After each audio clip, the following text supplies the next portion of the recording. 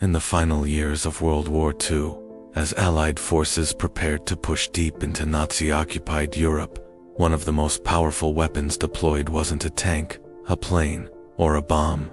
It was an illusion. Hidden behind layers of secrecy was a unit so unusual that even other Allied soldiers didn't know it existed. Its members weren't frontline infantry. They were artists, sound engineers, graphic designers, architects, men who in civilian life would have been painting billboards, designing stage sets, or composing music. Together, they became known as the Ghost Army, officially designated the 23rd Headquarters Special Troops. Their mission was simple in concept and extraordinary in execution: deceive the enemy so completely that entire German divisions would move, retreat, or prepare for battles that would never happen. Their battlefield was perception itself. By 1944, the war in Europe had become a game of speed and numbers. The Allies knew that winning outright battles wasn't always necessary. Misdirecting the enemy could save lives on a massive scale. If German commanders believed an army was massing in one location, they would divert troops, artillery, and supplies there, leaving real targets vulnerable. The Ghost Army was built to exploit that belief. Their most famous tools were inflatable tanks and vehicles, lightweight rubber replicas designed to look convincing from the air, when arranged correctly, with realistic spacing and track marks carved into the dirt. These fake divisions were indistinguishable from the real thing to enemy reconnaissance planes. But the deception went far deeper. Sound engineers used massive speakers mounted on trucks to project recordings of tank engines, troop movements, and construction activity. These recordings were layered and adjusted based on terrain, distance, and time of day. At night, German listening posts would hear what sounded like thousands of soldiers preparing for an advance, when in reality, there were only a few dozen men operating equipment. Visual deception was just as critical. Artists created fake unit insignias, signs, and even laundry lines to suggest long-term occupation. Soldiers wore patches of divisions that weren't actually present, driving openly through villages to be seen by enemy spies. They staged convoys that appeared real at a glance, but vanished hours later. Radio operators completed the illusion. Using carefully crafted communication patterns, they mimicked the radio chatter of real combat units, right down to individual operator habits.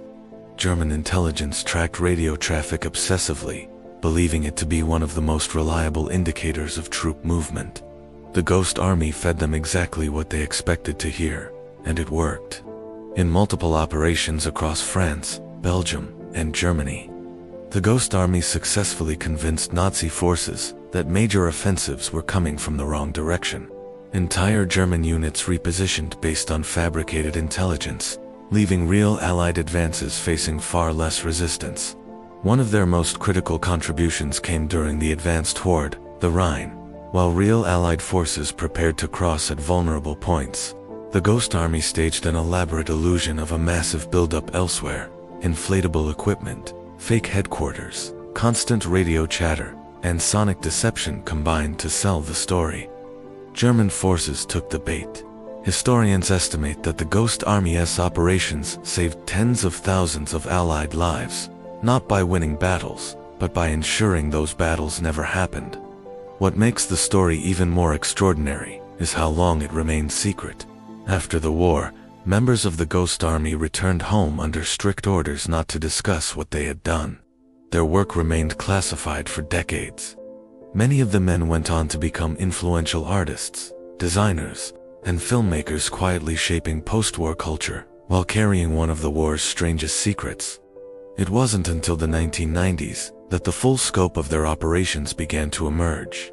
Declassified documents revealed just how sophisticated the deception had been, and how close it often came to failure. If German forces had attacked one of the fake divisions head-on, the illusion would have collapsed instantly. The Ghost Army survived not through firepower, but through confidence. They acted like a real army. They moved like one. They left just enough evidence to be believed, and never enough to be confirmed. Their story challenges the way we think about warfare. Victory didn't always belong to the strongest force, or the largest army. Sometimes, it belonged to the best performance, the most convincing story, the most carefully crafted lie. Today, inflatable tanks sit in museums. Grainy photographs show soldiers grinning beside rubber jeeps. But these artifacts only hint at the psychological battlefield the Ghost Army mastered. They fought without firing shots. They defeated enemies who never knew they were deceived, and they proved that imagination, wielded with precision, can be as powerful as any weapon ever built. For decades, the Ghost Army lived up to its name, invisible, forgotten, and unreal. But now that their story has emerged, one truth remains impossible to ignore.